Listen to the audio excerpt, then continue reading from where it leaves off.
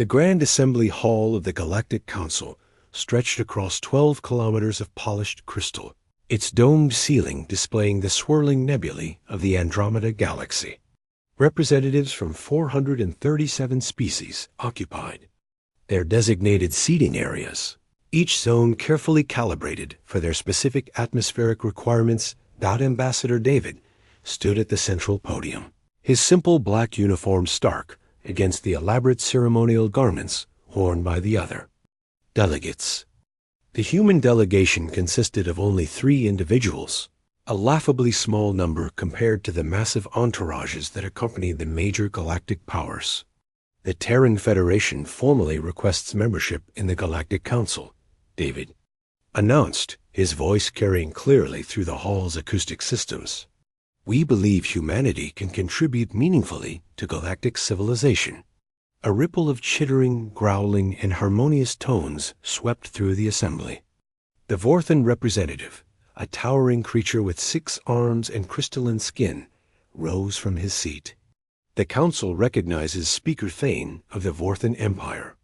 This is unprecedented, Thane declared, his voice resonating with metallic overtones. Never has a species requested membership after existing for merely 10,000 years. The youngest current member, the Kalari, had 40,000 years of civilization before joining. The Nexari delegate, a floating jellyfish-like being enclosed in a gravity field pulsed with bioluminescent patterns. The humans have barely mastered faster-than-light travel. Their longest space journey is, 200 light-years? We have colonies spanning entire galactic arms. Laughter erupted from various sections of the assembly. The Drakmari delegation, reptilian beings known for their military prowess, hissed in amusement. These mammals still engage in primitive warfare among themselves. They have nuclear weapons pointed at their own cities. Ambassador David remained silent, his expression neutral. His 2 companions, Captain Lisa and Dr. Robert, flanked him without moving. Furthermore, continued the Nexari delegate, their technology is hopelessly outdated. They still use chemical propulsion for surface-to-orbit transport. Their computers are barely capable of quantum processing. They have no mastery of dimensional physics. The ethereal collective's representative, a being of pure energy contained within a crystalline matrix, spoke with a voice like singing wind. The humans have no significant cultural achievements. Their art is primitive, their philosophy shallow. They offer nothing to galactic civilization. More laughter filled the hall. The Zephyrian delegate, a bird-like creature with iridescent feathers, cawed mockingly. Perhaps in another 50,000 years, when they have learned to control their violent tendencies and developed proper technology, they might be suitable for associate membership. The Council finds this request amusing, declared Chancellor Vex, the ancient leader of the Galactic Council. His species, the Architects, had founded the organization 2 million years ago. The Terran Federation lacks the maturity, technology, and cultural sophistication required for membership. This request is denied.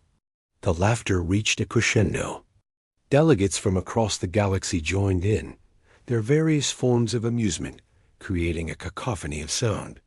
Some banged appendages on their seating areas, others released pheromones of derision, and a few species simply glowed brighter with mirth throughout the display.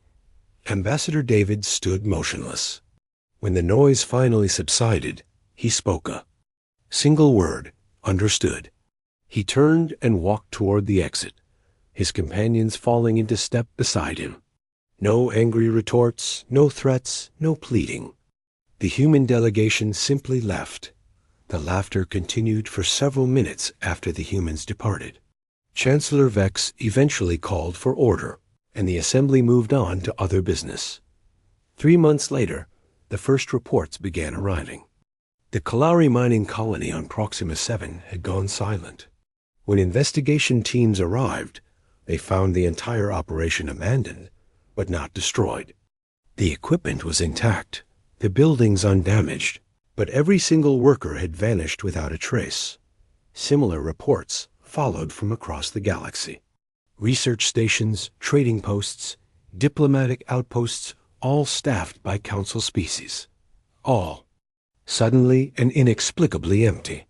The missing beings numbered in the millions. Then tens of millions. The pattern became clear when the Drakmari military attempted to investigate a missing fleet. Their ships approached the last known coordinates and found nothing, no wreckage, no energy signatures, no trace that the fleet had ever existed. As they prepared to leave, their own ships began disappearing one by one until only the flagship remained. The flagship's final transmission was brief. Something is out there. Something we cannot detect, cannot fight, cannot comprehend. It is not destroying us. It is simply making us cease to exist. Then silence. The Council convened an emergency session. Panic filled the Grand Assembly Hall as reports flooded in. Entire star systems had been evacuated, their populations relocated to areas deemed safe. But nowhere seemed safe. The disappearances continued, random and unstoppable. What do we know about human capabilities? Chancellor Vex demanded. The intelligence reports were sobering. Humanity had been studying the galaxy far longer than anyone realized. Their primitive technology was a facade. They had developed something the Council had never seen before. The humans could manipulate probability itself, making objects and beings cease to exist across multiple dimensional planes simultaneously. They are not destroying us, reported the Nexari analyst, her bioluminescent patterns flickering with fear. They are editing us out of reality. The disappearances stopped. Exactly 1 year after the Council's rejection of humanity's membership application, a single message appeared simultaneously on every communication device in Council space. The Terran Federation wishes to inform the Galactic Council that our previous membership application has been withdrawn. We have decided to pursue other avenues for our species development. We thank the Council for their time and consideration. The message was signed simply, Humanity. No one ever saw or heard from the missing populations again. The Galactic Council, once comprising 437 species, now counted only 212 active members, and in the depths of space, human ships continued. Their quiet work, their crews methodically preparing for the next phase of their species' expansion into the cosmos.